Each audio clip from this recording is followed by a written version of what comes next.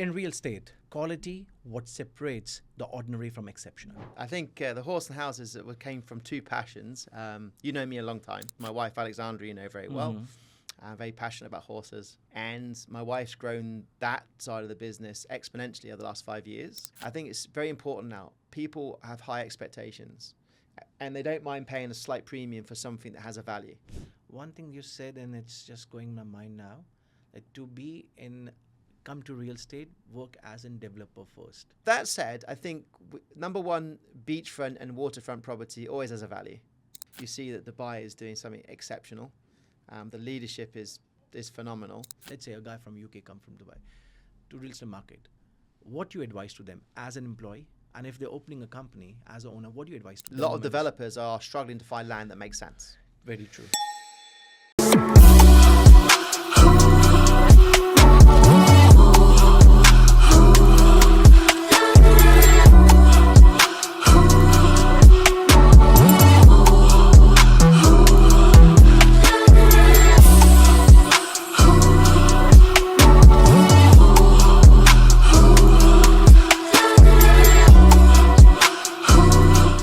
In real estate, quality, what separates the ordinary from exceptional.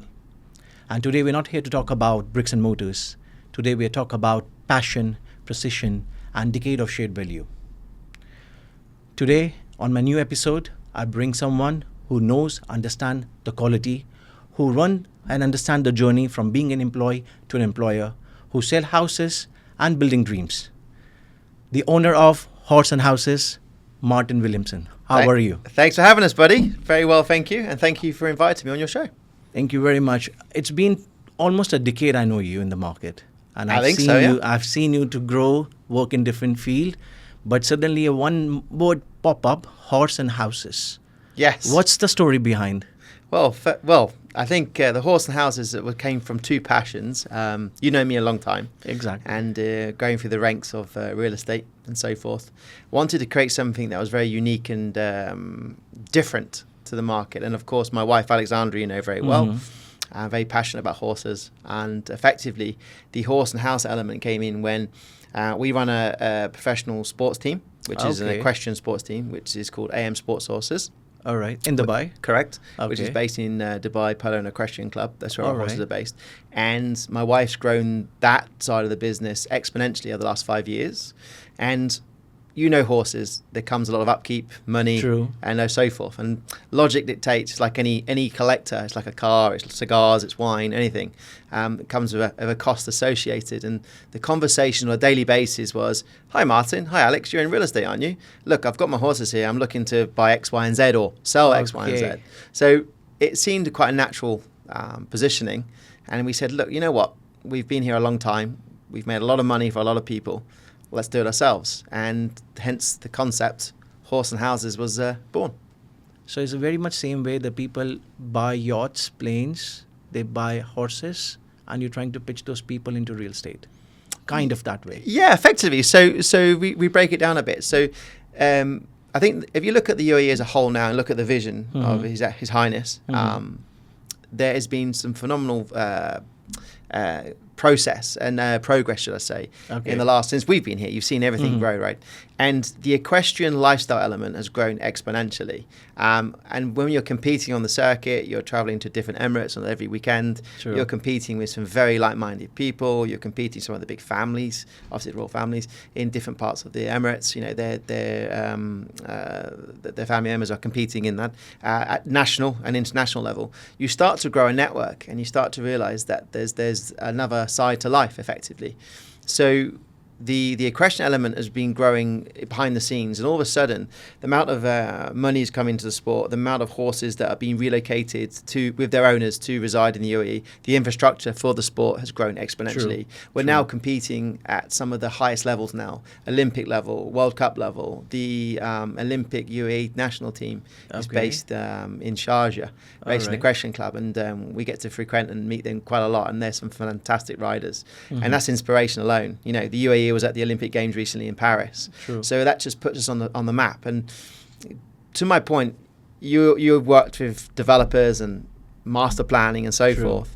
if you look at a lot of the underpinning fundamentals of master communities now across all the major cities and Yes. areas, what's behind it? It's lifestyle. It's Very true. equestrian, and if I can name a few right now, but equestrian side of things has grown exponentially. So we naturally have seen an uptick in demand, and this is where we are today.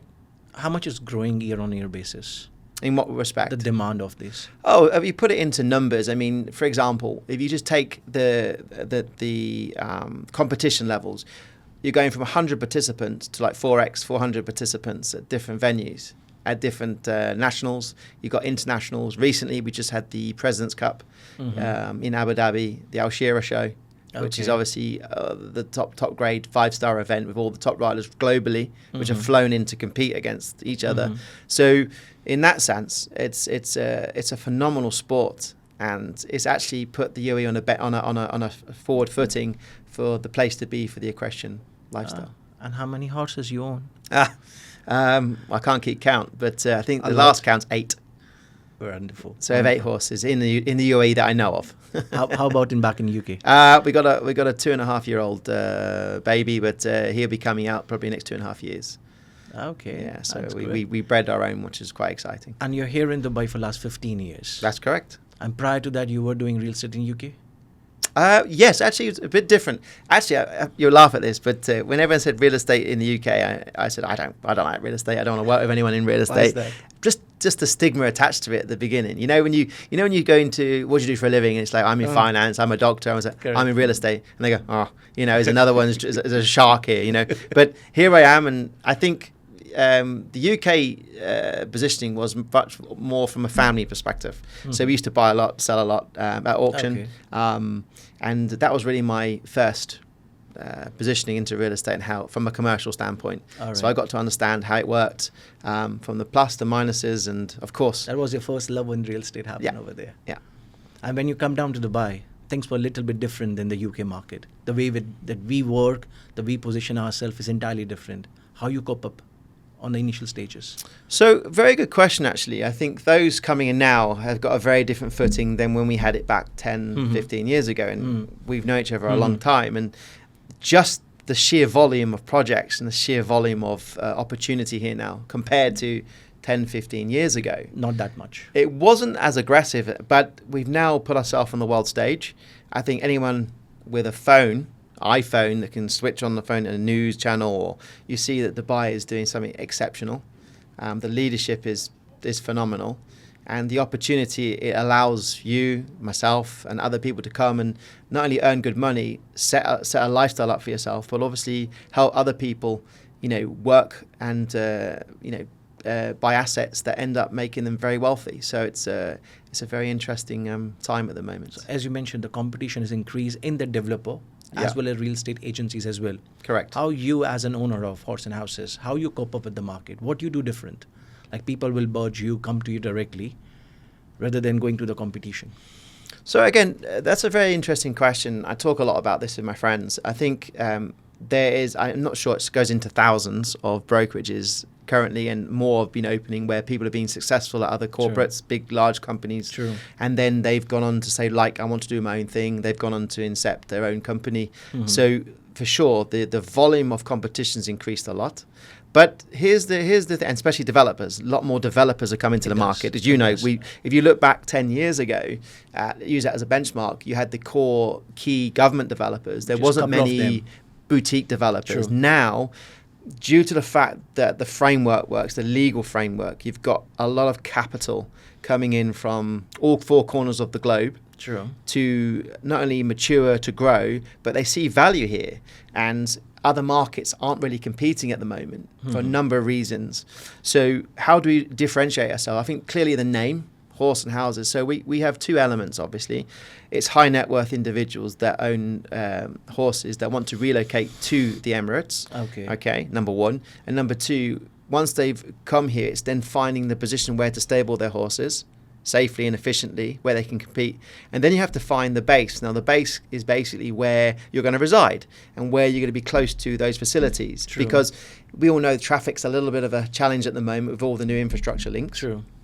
So, for example, where we live in Al Qudra, we're literally 10, 12 minutes, 15 minutes on a bad day to the Dubai Polo and Equestrian Club. My wife's at the stables 5:30 in the morning.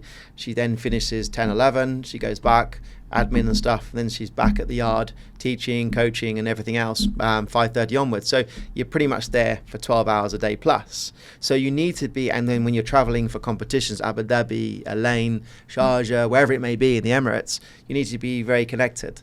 So it's very key to find the right place that supports your horse enthusiasm, your horse passion, and of course from the real estate perspective. So our key USP is that we do the full ecosystem, a full equestrian concierge service. So we're not only securing your horse, flying your horse over with our partners safely and effectively, we're just giving you a full audit, if you like, where should you position your horse, where's the best value add, where you're going to live. And of course, if you're coming here to then do all three, the next question would be, okay, I love it, I've got my base. I now want to grow my real estate portfolio, and that's another conversation that we have to grow that side. So when you give them a kind of entire package, if I say it, Correct. what are the areas like, because you are mostly doing in Qudra, you're living over there, Yes. doing stuff over there, but what are the other projects where you can give them an option that these are the areas, key areas, upcoming areas where they can see a base for themselves? So if we work it backwards, so firstly, number one, if you're flying your horse from Europe, for example, it goes through a certain process. Now, we use one of our logistics partners. We've flown several horses over ourselves, tried and tested. They go through, obviously, they have to do quarantine and so forth in different Emirates. And then once they pass quarantine, the horse is released to go to the said stable of their choosing. Now, before you get to that point, where are you going to be putting your horses? You're going to be in Sharjah. You're going to be in Al Fassan. In Abu Dhabi, you're going to be in Abu Dhabi Equestrian Club, which is a premium in Abu Dhabi. Are you going to be in the Dubai Equestrian Club, for example, Emirates Equestrian Club in Dubai? Just give you an example. Then you work it backwards, and then you look at the options available to that person. If they're going to live somewhere, for example, a lot of our clients, their net worth, £5 million sterling is sort of like a core starting point. So they're looking for independent villas. They'll be looking at key areas around those locations, close proximity to. For example, you got your ranches, Arabian Ranches. You got your Tilal Al Gaf, Jumeirah Golf Estates, for example, just to name a few off the top of my head, in that Dubai sector. Correct. And then, of course, if you got your horses stabled in Sharjah, then obviously you can think of the 311's, the corridor you want to be on, the 611. So any of the premium communities like Al Barari, even you still got a 40-minute drive, it's very private, and obviously people like to have their quiet. They like to have their their 5-star residence here, and then they like to jump in the car and they go to their stable, so to speak. But you only work in Dubai? No. You also offer in Sharjah and Abu Dhabi? No. So what we do is we focus on 2 Emirates. Okay. So we're not one of these people that want to go for everything. I don't see that's feasible. Abu Dhabi and Dubai is our core markets. Okay. I'd say 60% is Dubai, obviously, for obvious reasons. 40% and growing is Abu Dhabi. Because a lot of the major equestrian centres and equestrian facilities now are in Abu Dhabi, where the main shows are. And I'm sure you've seen in the press and some of the Sadia Islands doing exceptionally well. Hudria Islands, the new master plan from the top, the ADQ, it's Mudon. So, I mean, there's a lot of value adds there.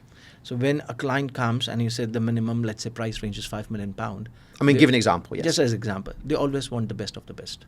Sure. They want a big and a best. And a best means the best of the best quality. Yeah. How important is for you as the quality is? Because when I met you a decade back, we talked about and we sold the first deal as a quality apartment on JVC. For sure. And that was, I recall, the studio apartment, that the first deal that we have done together. How important is the quality for you and for your clients? I think that's a very important question. I think so. There's several elements to when you come and buy here, for sure, and we know from 10 years ago, and that has not changed. I think the key is obviously the value proposition is important. Sure. The credibility of the developer is massively important. What have they built so far? Because that obviously lends itself to their quality control and their deliverables. True. I think. True. And I think if you're talking like bricks and mortar, I think it's very important now. People have high expectations. And they don't mind paying a slight premium for something that has a value, especially European clients. They will come in, and we can use, if I may, we use our initial one. Ellington were probably the first developer here, boutique, that started that, and it was a brilliant vision. They created affordable luxury in a sub-market which wasn't the go-to at the time. True. Then JVC, Jumeirah Villa Circle, all of a sudden went from average to very smart, at a very affordable price. Exactly. And I think with regarding to some of the developers, it's a bit like a copy-paste, slightly higher price point, but you can see, won't mention too many names, but you can see how that's evolved and how that market's moved. And certainly, I think that's where a lot of people see value. I mean, I've seen it since last 10 years, if I say it. If you're coming as a new developer, you have to be boutique. You can't be just a plenished developer. You have to give a certain level of quality to be there. 100%. Now, coming to the quality, how you define it. Now, there's so many developers that came in the market, right? Everybody's coming with the quality. But when you say you have to do your due diligence to understand what they have done it before. But there's so many new developers come, which they promise they're giving the best of the best. Now, when Ellington started back in the days, they somehow struggled with Belgravia 1. But when they hand over the project, things change overnight. Either as a rental or as a resale value. How you judge those developers who come first time, who never have built anything in Dubai, and they promise that they're going to give the best of the best quality. How you do due diligence for that? I think that's very difficult because we live in a world where it's like you look at the brochure, get excited, and on paper it looks fantastic. And I think this goes on probably into another question you asked later, is the fact that a lot of people are in awe of that brochure and go, wow, it looks fantastic, let's buy now. But there's got to be a challenge at the end because it doesn't perceive to be what it is on the brochure. Correct. Yeah. So the benchmarking is very difficult. I think for them to do it again is to have a show apartment, which you can see, touch and feel, is to check on the SPA, sales purchase agreement, what's included. Mm-hmm. Because you can see now, I advise people that if you're a new developer, you need to make sure clearly everything's in place first, escrow, the normal, the fundamentals. Sure. Ask for a copy of the reservation agreement they should have, and a copy of the SPA, which is draft copy. Yeah. Now, the reason we ask for that, because it does have the fundamentals of the sales process, it does have the materials. Sure. There's certain caveats in there that they can't, if you're doing a 3-year build, you may have, it says like Siemens, Miele or similar. The reason they have that caveat in there is because let's assume it won't happen, but let's assume that company goes bust. They have to find an alternative. True. So that's the only the caveat there. But in regards to how do you benchmark it, it's quite difficult. But the show apartment, and you just have to sometimes take a leap of faith, effectively. Mm-hmm. That's why I always say to people, stick to developers that have a track record. Who have done something before. That have done something, so you can see. But in Dubai or overall anywhere in the world? I think that goes everywhere in the world. I think that's why the off-plan market has done so well here. I think there's a lot of good opportunity here, but there's also a few that aren't particularly great where people have been burnt.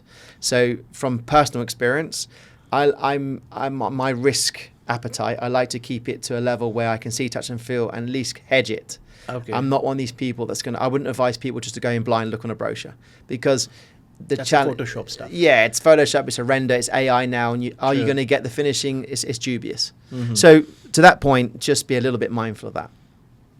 And which area you're thinking that they're going to grow more in terms of quality developments?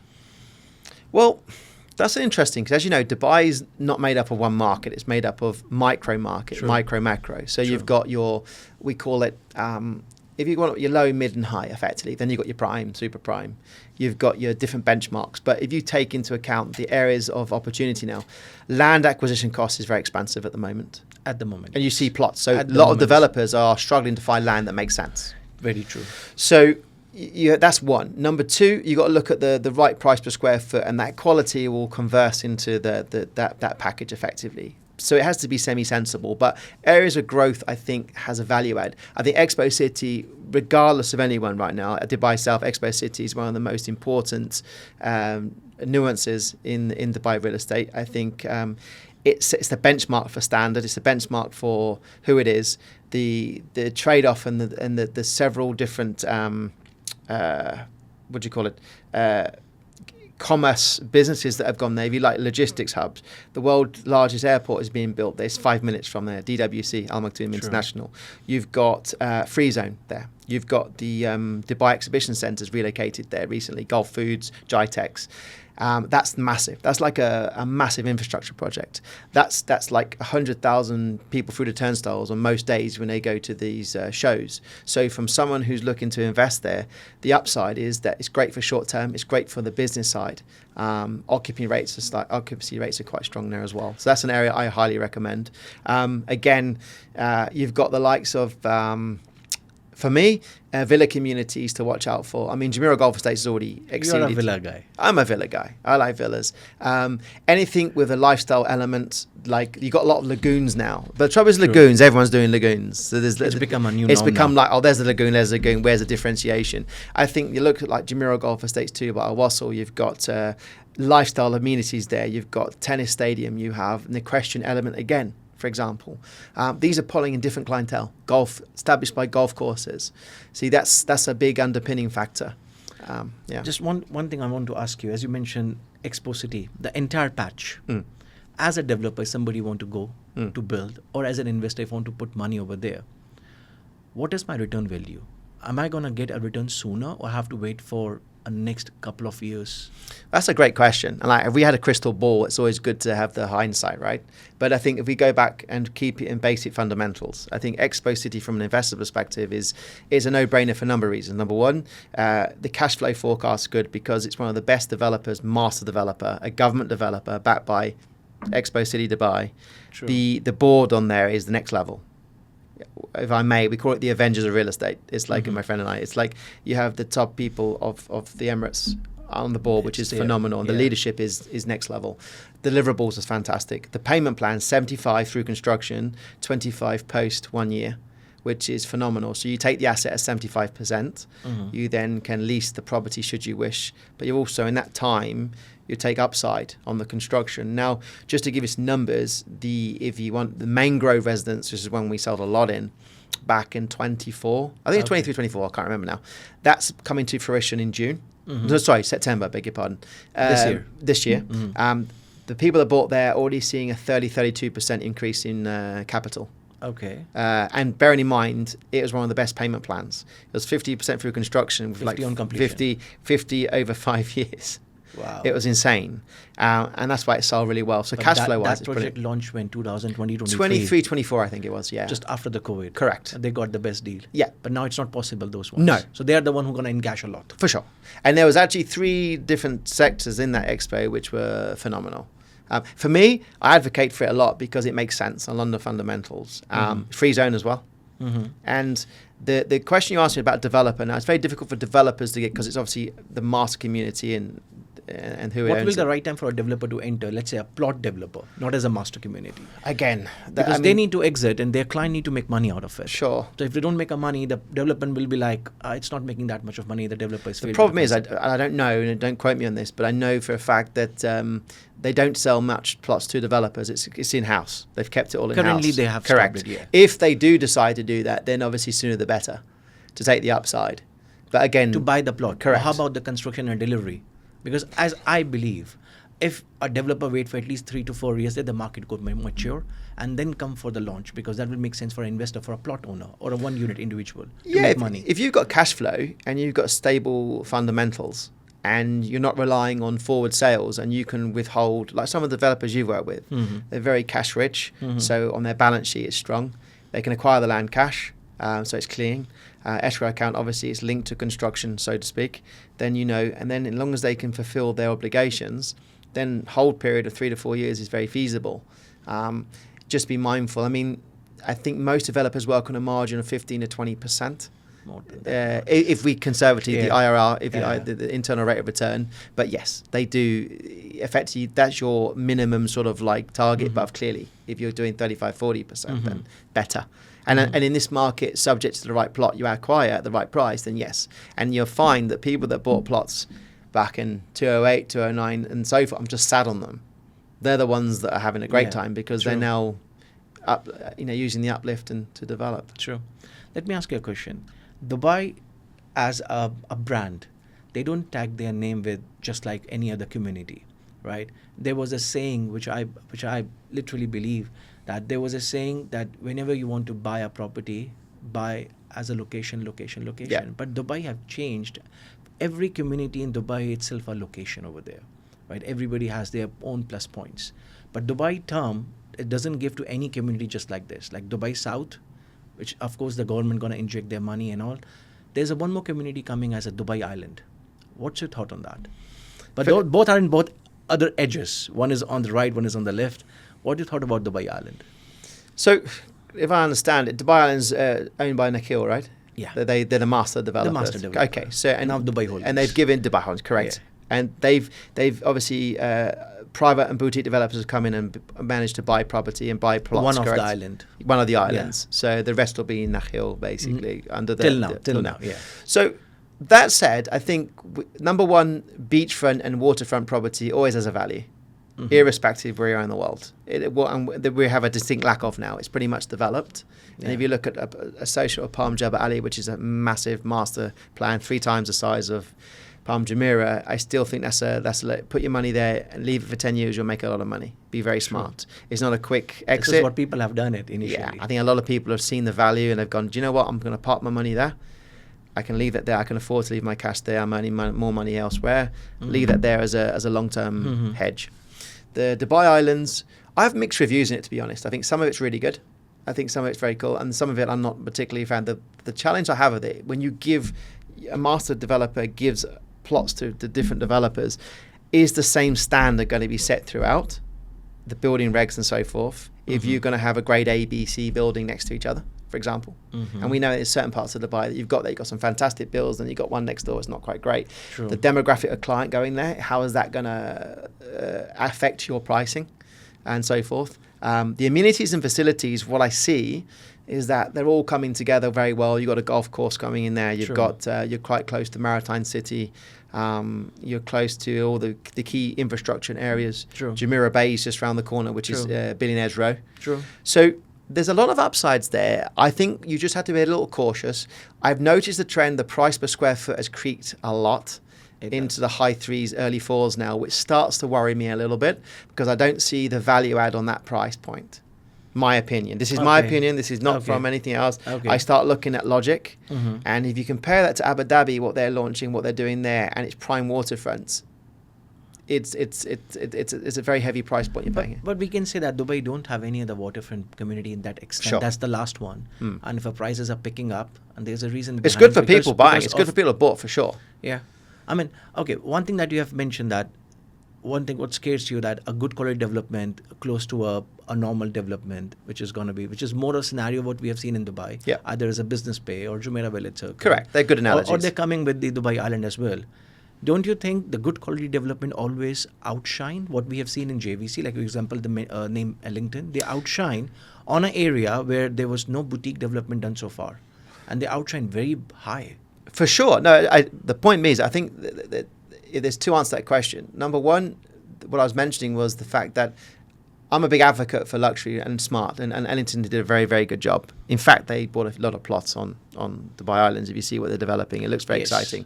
So from the renders and stuff and the price positioning, like I mentioned, I think it adds value for sure. My only concern is with some of these developments coming up, you're driving down, it's like in London, you drive down a nice street in Knightsbridge and you take a right, then there's been 5 minutes, you're in another borough, so to speak.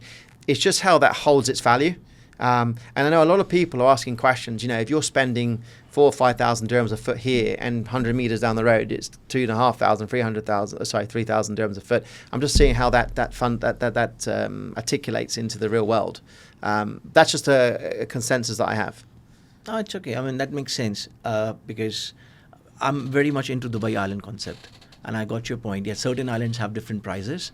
But I think at the end, the buyers are the winners because when 2 different developers fights, they're probably going to reduce down the price, and the buyers are the one who. So what's your? Because I'd like to understand your position on it. So tell me a little bit. What's your view on it? See, Dubai Island, if it's a 5-island stuff. Island A is the only one which is more into the multiple developments. Right. Yes. Different developers. Yeah, but there are very few are the boutique developers who have done something in Dubai. They have the history. They have proven record, show apartments, and so many things.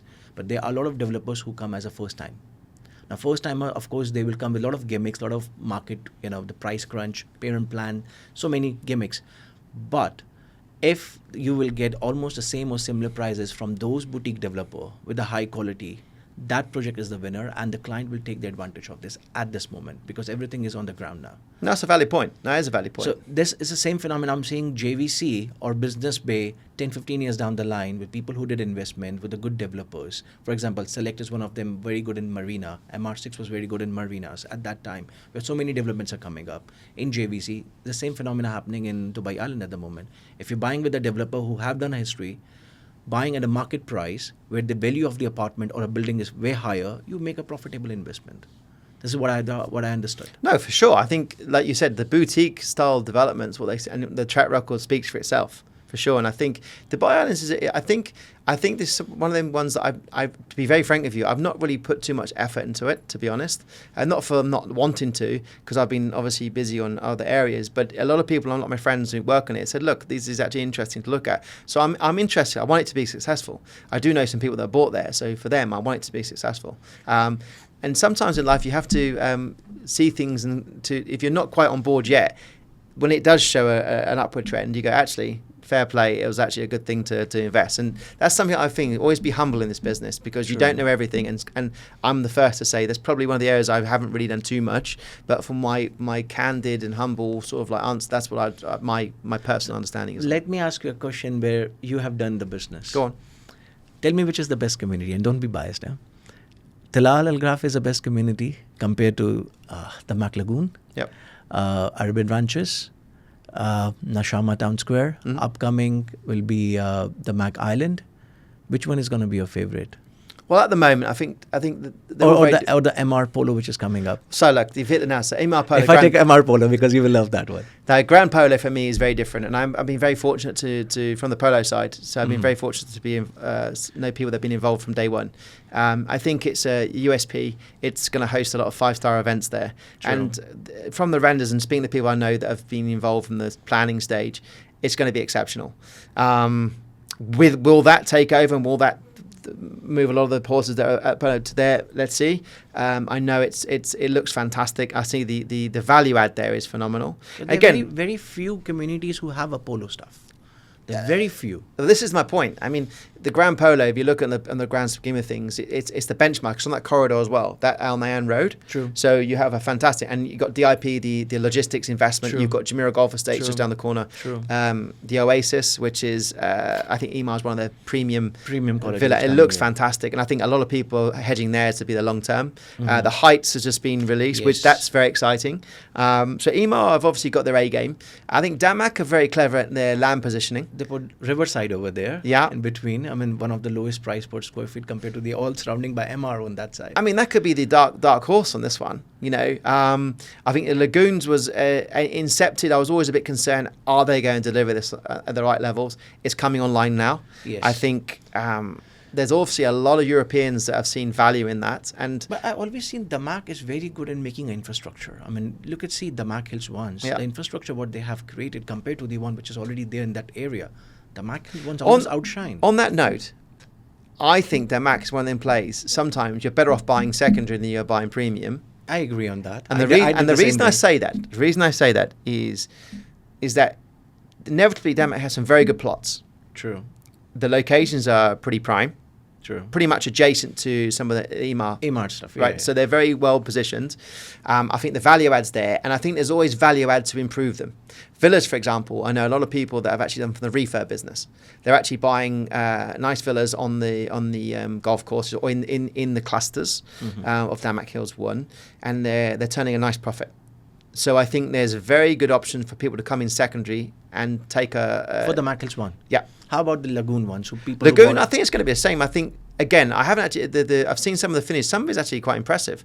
I think they have showcased all the Mediterranean style, different color patterns, and everything. Yeah, that's not me. You need sunglasses when you walk in there sometimes, but it's a bit bright. But I know some guys that have actually acquired some assets there, and I actually look at it and think actually decent price. Going with a team, add a bit of value, add a bit of sprinkle of magic, you then have something pretty decent. But again, the locations are good. And that's the key. We're running out of prime locations and locations Very which true. make sense. And I think that's one of their key fundamentals. They do tend to be in corridors where as we grow and as you've got a grid system. True. What used to be Damac Hills 2, for example, everyone's like, you need a helicopter to get there. Now it's actually very feasible. I mean, go on the weekends now, after the Kudra Road, 100%. the way towards the Damac Hills too, it's entirely been rushed by the people who are doing the barbecues nowadays. Which is, and I think this is where Dubai is going in many respects, is that the demographic of buyer has changed. We're not here for short term, we're here for long term, we're putting roots down. So people are actually more inclined to be more urbanized, to move into these communities. And that's the key, the community feel. That's something I'm advocating, because one of the things we set up with Horse and Houses was I wanted to see there's a line people see. So if you haven't been to Dubai before, it's wonderful culture. There's a wonderful places to live as families. Sure. Lots of green spaces. And Sure. recently announced as part of the 2030, 2040 visions, the parks, the green spaces, Sure. the amount of infrastructure coming on, which is Making phenomenal. a 20-minute city as well, doing a lot of stuff. Which is insane. And, we are the envy of the world in many True. respects. There's not many cities that can compete. And the leadership has been phenomenal. And I'm very blessed, you're very blessed, we're all very blessed to live here. It's the best time to live here. But the point being is, I think there's that line. So you see the beaches, these beautiful hotels, you see all these beautiful brunches, and I think there's a misconception sometimes. And that's one of the things with Horse and Houses, that the equestrian side has given us grounding. It gives people that there's nature. You can literally we spend a lot of our time with the horses, competing, traveling, meeting good friends, network. My business is all through my equestrian context, by and large. And that's one of the reasons we set it up, because you're dealing with high net worth individuals, have a passion. True. Literally this morning, I was with a gentleman that is in the luxury business, and he acquires assets for people that you can't get. The people that can buy things, he gets the things they can't buy. So that's the added value. That's his business. We had a great conversation. He's become a very good friend. He's opening doors. And the reason we open doors over a nice orange juice and the croissant with the horses, that's it. And that's what we're putting forward to people, is that there's more to life than just the seaside and beach. If you're prepared to put roots down and understand the culture, understand things, the desert's amazing. It's magical. True. There's so many things here that you can do, which I don't think people understand. You find a nice way of a real estate in that segment. You widen more perspective. Now, let me ask you a few questions based on the small history which I know about you. Yes, please. You used to work as an employee. Yep. And you've seen the Dubai market in a different perspective. And today you work as a owner. Yep. Right? An entrepreneur of your real estate. The mindset changes from this to this, shifts. 100%. Now, if somebody's coming to real estate today in the market, let's say a guy from UK come from Dubai to real estate market, what do you advise to them as an employee? And if they're opening a company as an owner, what do you advise to them? Well, great question. And clearly we've had some tough times, some good times. And I think it's most importantly to tell people that if they're watching this, is to remember this is not all about the gold-plated and like This is what sunshine and people see rainbows, it. Yes, it's a great time to be in the business, 100%. But people that make money here have been in the business a long time. They've built networks. They've had the bad times. There's been times that I've had in the early stages, I was hitting my head against a brick wall. You do everything right and it just doesn't work for you. Exactly. It's normal. I think the first thing is be yourself, be authentic. I think be prepared to learn, be prepared. And I do think before you become a broker, work for a developer, 100%. Why is that? Because you understand how real estate works properly. I think when you work for a developer, a good developer, a boutique developer, for example, you tend to work, number one, B2B. You're working with different brokers that you build relations with. You find the good, bad, and the ugly. Sure. Okay, that certainly helped in my journey. You understand fundamentals of business here in terms of what the plot went for, the size, working with architects, working with sales teams, working with the guys who do the renders, the payment plans. You know behind the scenes Stuff. Yeah. That's very important, because once you've understood that, and Dubai is a different market than anywhere in the world. You know that. The different people buying here, the demographic of people buying here. You need to understand how to speak to people in different ways. You'll get some clients that are very abrupt, some clients that are very chilled, some clients and you have to adapt to each individual client. So be a little bit like a chameleon, be able to adapt to your situation. That gives you the skill set to do it. As an owner, I think you've got to have balls. Excuse me if I can say that. You got to believe in yourself and go for it. But don't do it half-heartedly. Come here with a passion, prepared to learn, prepared to fail, prepared to win, prepared to get up and go again. That's what you got to do. How important is patience for you then? Because, as you said, there's always be good and bad times are there. You got to back yourself. There's in any business you do, and when you're an entrepreneur, when you set yourself high targets, I believe it's the company you keep is very important.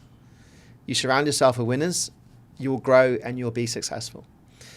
And one of the key fundamentals, going back to the question you had earlier, sorry I left this out, is that make sure your circle, your networking with the people are always better than you, because you want to strive for their success. True. Be around people that go and buy a house or two. Be around people that earn 200,000-300,000 a month, 400,000 a month, 500,000 a month. Be around these people that sit in the office and work hard.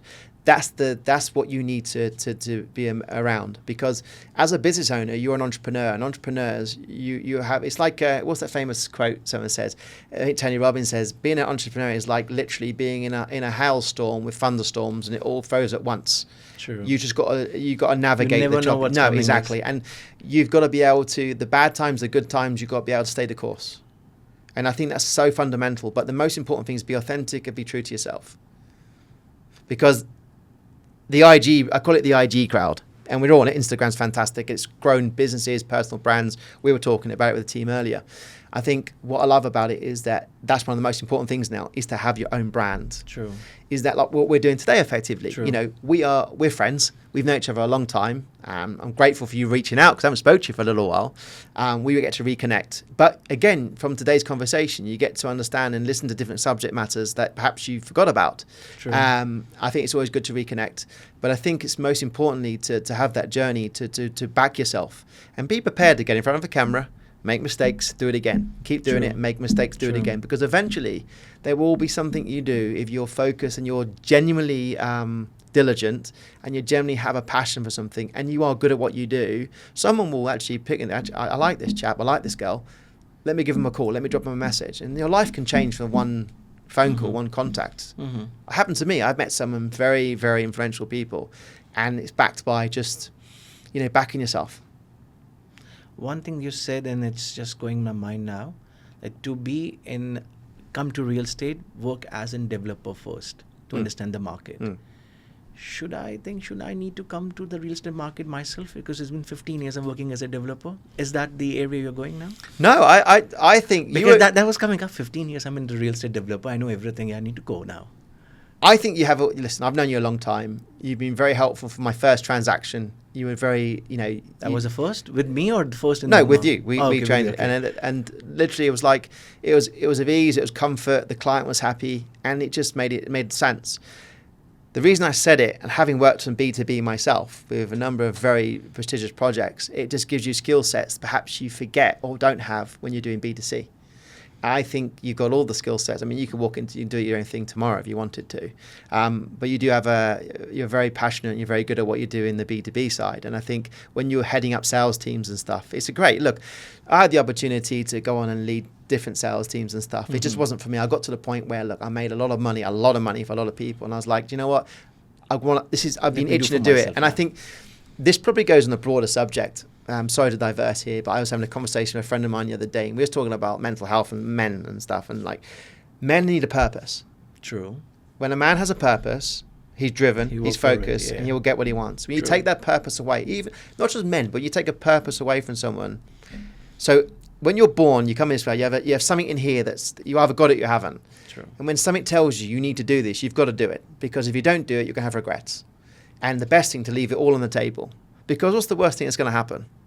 You just end up doing something else. You're okay, it didn't work, we try again. That's it. People are scared of failure, but you fail, you get up, you go again. You keep doing it. You keep doing it till you win.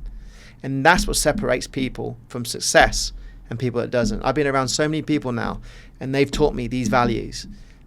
I knew them from a young age, but it's very interesting when you actually meet people, see, done and feel, see and touch and feel. It's quite remarkable. And they're not superheroes. They just do the basics very well. And they're just resilient. How many times you fail in the real estate in Dubai? Oh, a lot. The first 2 years was a disaster. The first year I did enough. I came over here, and bearing in mind it's commission only, right? Yeah. Majority. Yeah. So you come in with these, and they swamp you with these fantastic things. You're going to earn £250,000, and you're like, wow, that's amazing. You do everything right. You make the phone calls. You're doing it. You build relationships, and it could be a number of things. It could be the fact that the deal falls out of the bed last minute. I had many of them where you've signed the contract, either the funds haven't been done or someone's pulled out.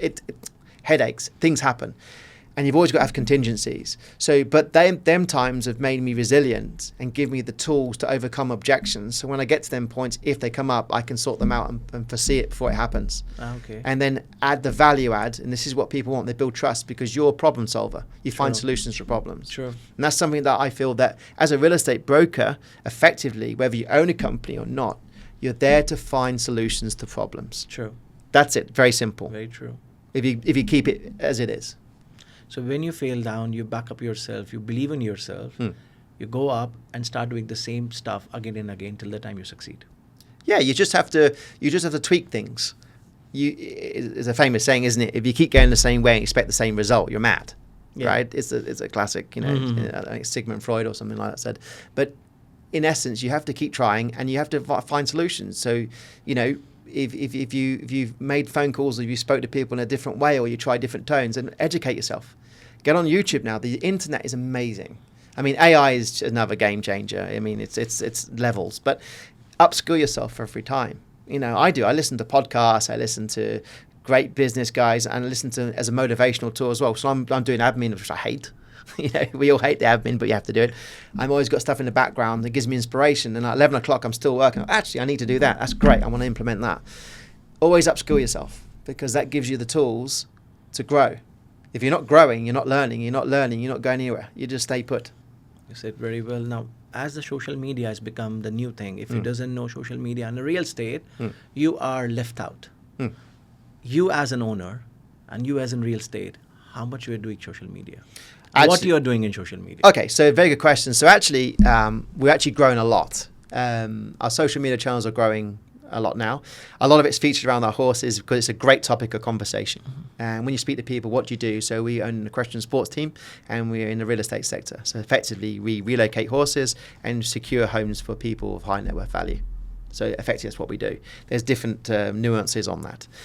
So when you have pictures of beautiful horses jumping and you show behind the scenes, and then it goes into some real estate talk, it's captive. It's an audience capped. We're doing a lot more educational reels and stuff now. We're putting in the market where we do a lot of stuff. I like to be my personality is quite fun. Okay, I'm not particularly a corporate guy, and those that know me and I've worked with, we've had some good times. But they said, Martin, I love you, but you're just terrible to manage, because I'm just that person. But it's not that I don't want to, it's because I've got an active brain. I want to do things, and that's why I've gone on our own, because I want to implement our ideas, because I believe in it so much. And it's like, I'm so passionate and happy what we're doing now, and I can see it grow. But social media for me is massive, but you just have to keep doing it and just keep developing it. Different channels, YouTube, Insta, Facebook, LinkedIn, podcasts. Everywhere. I mean, this is like we're doing today. You might have someone goes, who is this idiot on the channel? Or say, actually, I quite like this guy. You know each other. It's a bit of fun, back and forth. But I think a lot, if you look across the board, the people that have been successful in the last 18 months have had their own personal brand. I think that's more important now than potentially spending 20, 30,000 dirhams, 50,000 dirhams on marketing from now on listings and stuff, because people want to understand you and your core values. How can you solve my problem? True. Is this person capable of having a conversation with me? Am I going to get on with this person? And that kind of videos you are building it, you're making it. Yeah. So people knows you before they're going to in contact with you. In the last 3-4 months, for sure, that's happening a lot more now. It was building. It took a while. Don't forget, it takes a while to build that, because of course, if no one knows you're there, you can have the best social media campaign, fantastic videos, on point. But if no one sees it, what's the point? So it's slowly getting it there. So yeah. Now there's so many things are happening all around the world, and specifically, let's take you from UK. There's so many things happening in UK. Is that supposed to support the business over here in Dubai? Look, I think we're very blessed for a number of reasons here. Geopolitically, there's always challenges in the world.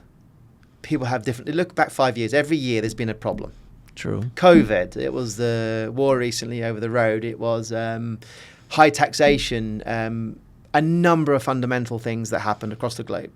One thing, we cannot control what happens out of our bubble, if you wish. But what I'm seeing is a lot of these are favourable for the United Arab Emirates, a number of reasons, because security, safety, increasing capital drive coming into the country specifically, business setups. You look at the people coming here, the entrepreneurs, the golden visas. There's numerous topics of conversation. AI integration. We've now got 2 or 3 of the largest private sovereign wealth funds in Abu Dhabi that have literally ring-fenced and putting into technology, crypto, real estate, not just UAE, but globally, True. US, True. just to name a few. So we've now got the underpinning fundamentals of a global hub, financial hub. So I think people look at us now as a serious player on the market, a lot more mature. The demographic of buyer is a lot more savvy. in terms of they're expecting more from you and I as a broker, more of advisor work, not a brokerage. True. Like you can go to a brokerage and pick up a phone and yes, mate, I wanna buy a 2-bed here or whatever. Okay, you just pick up the phone and buy whatever. But an advisor, someone's going to give you that long-term relationship True. to help grow your portfolio, not True. just buying, to exit, to reinvest, True. to support you. True. And that's where I to think give them an entire roadmap. correct. And I think that's where a lot of people from high level want to start going, and that's what they're starting to do now. But I do, to your point, I think we're very blessed to be here. We're always going to have issues in the world. And Dubai is always be blessed for that. Well, touch wood, we're in a good place. UK at the moment is a mass exodus of wealth because of taxation, just security issues, and people generally are just unhappy. And people are migrating to Dubai. For sure, yeah. It's making our life better. Well, let's hope so. And I wish everyone in the business good luck with it. And I really think I think the next 3 years are going to be crucial. I think the next 3 years, we've not seen nothing yet. I think what we've seen, I keep saying, surely as a logical, and I speak to my guys in finance, capital markets, private equity, and we run the numbers and we get, right, we've reached the peak. Surely there's going to be a downturn. The next year, it just completely negates that. What's your forecast? Oh, the forecast. Okay, I'll give you Martin's forecast, nothing for the market. Your forecast. my What do you forecast say? personally. I think there's still opportunity here. Just be a bit more selective where you buy. So 2026 we're gonna go up. Look, I think certain areas still have a value. Okay. I think off-plan at the moment, the only challenge I have with off-plan, I think it's great for opportunity. I think it's still value add and it's still for cash flow. However, when off-plan becomes more expensive than ready, I start asking questions. Because technically, we're always taught something tangible I can see, touch and feel is a lot more risk averse than something I'm hedging on a brochure down the line. True. We can't control global events. We can't control financial markets. We can't control any of that. So if anything moves, swings, or the wind changes, there could be a headwind in these certain sectors. But most of all, I think people are pretty well versed. The challenge I do see is that I think a lot of people in the last 2 years have bought, we call it fear of missing out. They bought these assets on the pretense they're going to sell them for a high value ticket or high exit. The challenge is when you've got multiple people with the same mindset. Yeah, that's a. You're then You're stuck with investment. Yeah, you're reducing your exit because let's assume a building has handed over, just random one, and you've got 100 2-beds, and all those 2-beds, 70%, call it conservatively, I've paid 40%, 50%, handover is due in a couple of months. I'll sell it off. I haven't quite got the funds for this. I was planning to exit my business needs money. That's when you start seeing deals happen. So from an investor perspective coming in, they're the ones to look at because you might find some gems where people need to exit. So they come with the full cash, take the advantage of the deal and just Correct. make And money. actually someone said to me the other day, he said it's quite interesting. Sometimes you're better off buying a secondary off plan than you're buying an original prime. The simple reason is when it goes to launch, it's nuts, it's crazy, everyone's True, there, true. boom, boom, boom. True. You pick up what you're left with to get, not True. necessarily the best unit, for True. example. True. Then when you're a bit more relaxed and calm, you might pay a 5 or 10% premium, but you get what you want. True. Maybe that's the better angle to look at. Yes, you've paid a bit more in advance. However, you still got upside because you bought a better unit in a better positioning, which makes more sense. So from a sellability perspective, exit strategy, that becomes actually a very good value add. But don't you think nowadays a developer come up with a new option of selling with 100% upfront payment, give them a way more discount than the market? It's like selling as a distressed deal for on developer portal stuff. And people love it. Well, And if they pay 100% to the building on But a it's ready after a brainless couple of years. because like I'm tying up capital for 3 years, let's assume. Average build is 3 years, right? So you're putting that capital now, cash on cash. What am I getting for my money if I stick it in a high interest account? I know like certain private banks, you can give you 6% on your money, which is safe. You can liquidate it in 30 days All right. or terms, right? So Okay. just to give you an example. Okay. The guys that tend to do that, I think, they just want to obviously, it might be from a taxation, it could be anything. They want to deploy capital. But for me, then you can't sell it until you've got handover because if you go to the second person to buy the You house, need to pay 100%. I've got to pay 100%. So where's the value in it for me? There is none. So I think that's a bit of a loss leading position. Okay, let me give an example. There is a property, and then tell me which is good for investment or not. There's a property where the market, it's running at a point of a 1 bedroom for 1.3, 1.4 million in a ready market. Let's take JVC as an example. 1.4 is a ready market for a boutique one. You rent around like 90,000 gross, so 80 come net to you. The building will be like, let's take 2 years of rental, 160. Okay, give or take, with Give or OPEX, take. right? All Yeah, the yeah. operational costs, Yeah. etc. So 80,000 you're making per year, 160. And then there is a development which will be ready in 2 years. It's ongoing construction. There is no problem with that. That developer comes with a 100% upfront deal at a price of a 1 bedroom, 850,000 dirhams. Oh wow, that's different capital. That's the but you got. So when we gonna buy a ready with the rental, is actually giving 5-6 years of rental discount straight away. Yeah. Or double the value of somebody's putting a funds in the bank for a higher interest value. But that actually, I'll tell you what makes me worry. I'm nervous, and I'll say this wholeheartedly. When developers start asking for cash like that, it sort of tells me their balance sheet isn't particularly strong. And the reason I say that is, I'm not saying anyone is doing that, don't get me wrong, I'm just giving this, and this is an example. When a developer gives you, and if it's a big discount irrespectively, it tells me that that balance sheet's slightly rickety, and is that going to be built? Because if I'm tying my money up to something and they say, look, we'll give you it, it's like saying we need the cash to get this done. True. So for me, I'd be a little bit like, nah, not, if you want to hedge it, go for it. And if you've got the money to leave there, but I would say I'd stick to the ready unit, my personal, in that scenario. I always think, look, for me, stick to the payment plan for cash flow, because if you want to exit, you want the highest return on equity. You don't want to tie up all your cash into something. True. So if you can exit at 20%, for example, even though you've got to pay 40% in some cases, but your return on equity is 65, 70%, it's like, take it. It's a no-brainer. That's why I look at the numbers perspective. All But it's an interesting conversation, that. But I've advised people not to do it. I say stick to the cash flow, because respectfully, your plan is to exit anyway. True. So to exit True. in 6 months. It's better to pay 30-40% and exit with the Yeah. done. Man, it's a pleasure to talk to you. Thank you. It's a pleasure to know about so many different sides of real estate. Right, your immense knowledge of this podcast is amazing, man. Well, look, I'd say silly. Thanks for having us. And like I said, I know it was Saturday afternoon. I said, when you said you're coming along, I said, I've got to do it. It's fun. And like I said, it's a pleasure. And like I said, thank you for hosting us. Look out for Horse and House. There's lots coming up. We'll keep in touch. I will. And I'm sure there'll be another episode where we'll have a further conversation about different things. Definitely. Thanks, buddy. Man, thank you so much for coming. Pleasure. Thank you.